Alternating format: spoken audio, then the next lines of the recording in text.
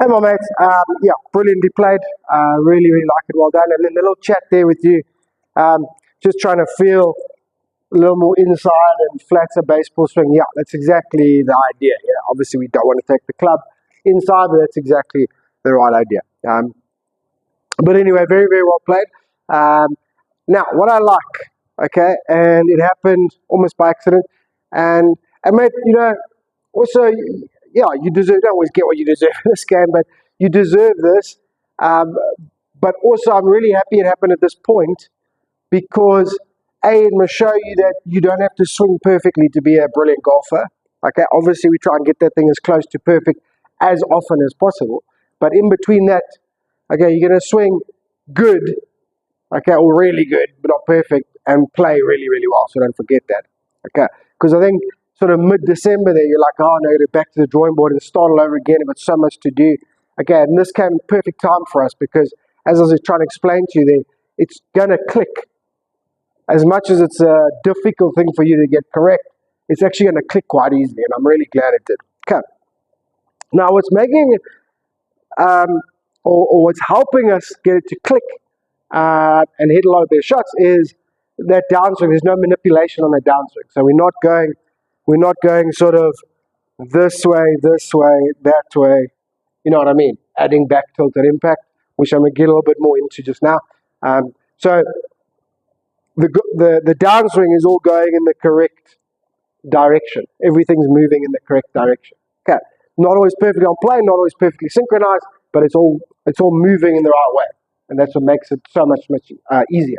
Okay, and then that swing, yes, long, okay, and we got to see how it goes. All right, but definitely not as much disconnected. The giveaway is the right elbow there.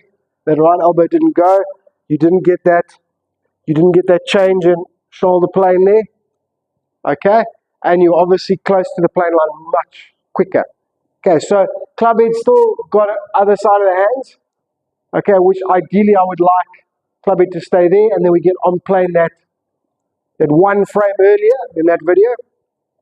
But that is hugely better, hugely better. Okay, and then going through to the downswing. Now, obviously related. Okay, but we did get it in the slot, sort of 2/3 of the way down. But to me, that angle of attack, stance, and tee height were just a little bit out. That must be your little fairway finder. Okay, kind of hit that when you get good at it. It's the kind of shot you can hit on 1 and 10. Okay, just a little trappy, low spinning. It's not a very efficient shot, but it doesn't go left and it's kind of reliable. All right, so I want to explore with the driver if we can start going a little bit wider and getting a little bit shallow with that angle of attack. Look where the club is, by the way. Not in here shallow. Okay, just a little upright for me, that one. I found the release quite interesting. It was the sort of camera wasn't quite picking up at high speeds, but face looked quite shut there and then looked quite nice there. I don't think you middled it. I think it was just slightly heel side. Okay, I think that's what happened. I don't think it was a huge flick.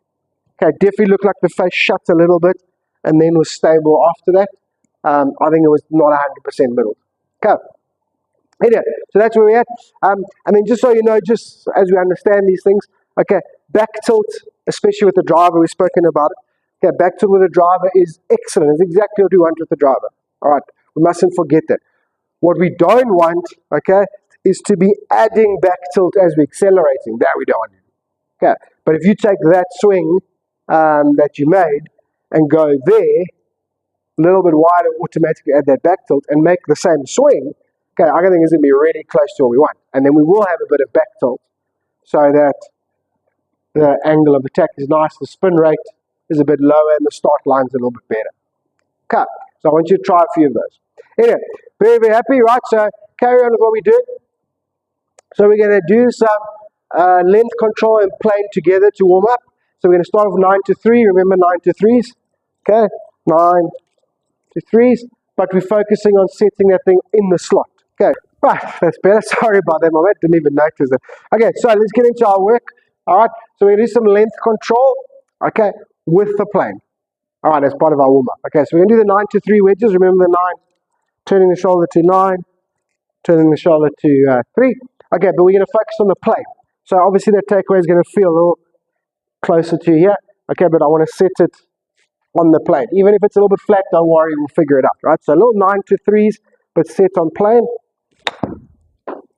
Okay? With a wedge, don't do it with an 8-iron. Okay? We've got a little more shoulder work there. Okay. It's a bit lazy.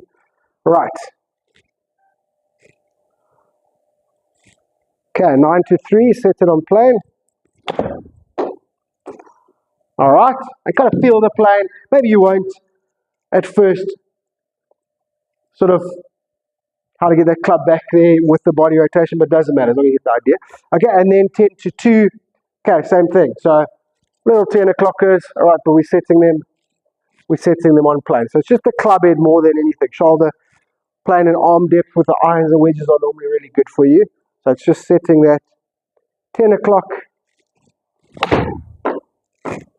Okay, setting that club head on plane. Okay, so that's the kind of warm up, yeah?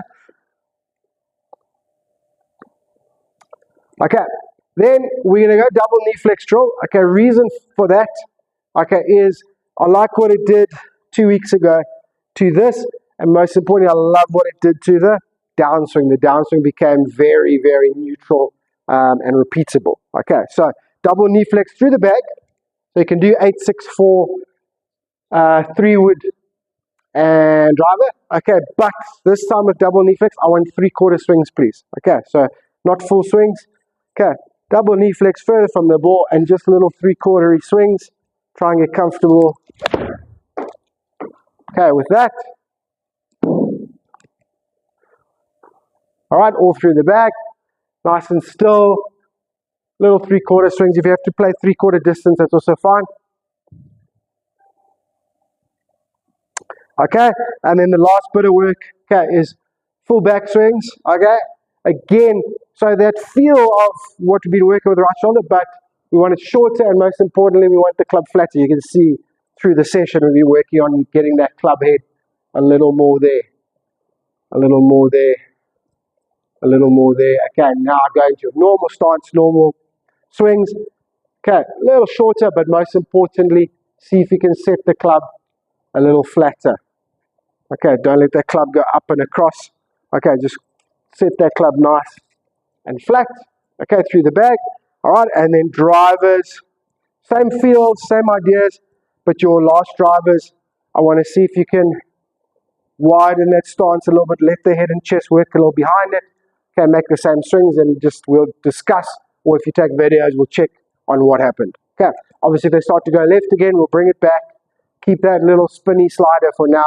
Okay, once we get neutral with the backswing, now that the downswing is so predictable, okay, then we can add that efficiency at the bottom. All right. Thank you, my mates. Have a good week. Well played again. Super, super happy and proud of you. All right. Now we've got to have 66. Okay. That's the next goal. I mean, obviously we'll take a 65, but now we're going to work to a 66. All right. Mate, talk to you later. Well done.